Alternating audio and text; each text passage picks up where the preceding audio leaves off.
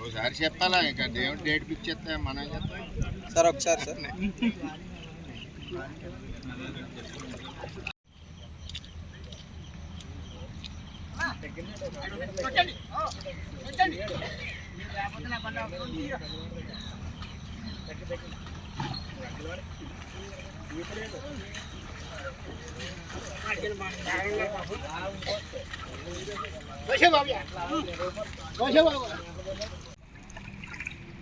ఇప్పుడు తెలుగుదేశం ఇప్పుడు ఉమ్మడి కూటమి ప్రభుత్వం వచ్చి 35 రోజులు అవుతుంది. గత వైఎస్ఆర్సీపీ ప్రభుత్వంలో వాళ్ళ చెంచాలు భూములు కొనడం గురించి ఎన్ని ఎకరాలది మొత్తం 30 ఎకరాలు. గత వైఎస్ఆర్సీపీ ప్రభుత్వంలో 35 ఎకరాల్లో దగ్గర 9-10 కోట్లు స్కామ్ జరిగింది. మేము ఆ రోజే చెప్పడం జరిగింది.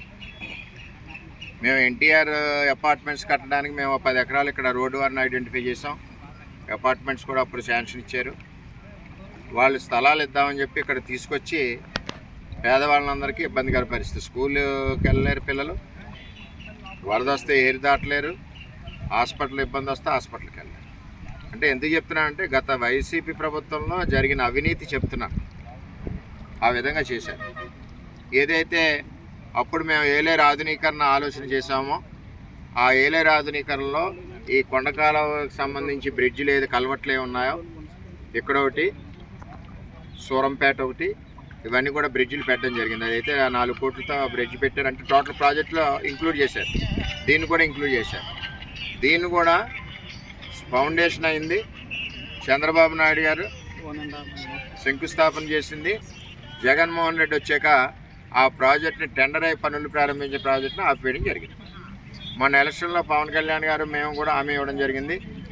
ఏలేరు ఆధునీకరణ 2వ ఫేజ్ ఏదైతే ఉందో సుద్దగడ్డ కొండ కాలం ఆగిపోయిన ప్రాజెక్ట్ని తిరిగి ప్రారంభిస్తామని చెప్పి ఎలక్షన్లో పవన్ కళ్యాణ్ గారు చెప్పడం జరిగింది. మేము చెప్పడం జరిగింది. మొన్న కూడా విజయోత్సవ సభలో మరి పిఠాపురాన్ని కూడా ప్రకటన చేయడం జరిగింది కళ్యాణ్ గారు. చేత ఏంటంటే ప్రభుత్వం వచ్చి 35 రోజులే అయింది. ఇక్కడ కాలనీలో ఏదైతే ఉందో కాలనీలో సౌకర్యాలు కల్పిస్తాం. అదేవిధంగా ఏలేరు ఫేస్టీలో ఈ బ్రిడ్జి ఇంక్లూడ్ అయి ఉంది. అంచేత ఆ దాంట్లో ఈ బ్రిడ్జ్ కూడా పూర్తి చేస్తాం. అక్కడ రోడ్లు వేస్తాం. ఇప్పుడే కమిషనర్ గారిని కూడా కోరడం జరిగింది. అక్కడ మంచినీళ్ళు సరఫరా కానీ శానిటేషన్ కానీ డయేరియా ఉంది.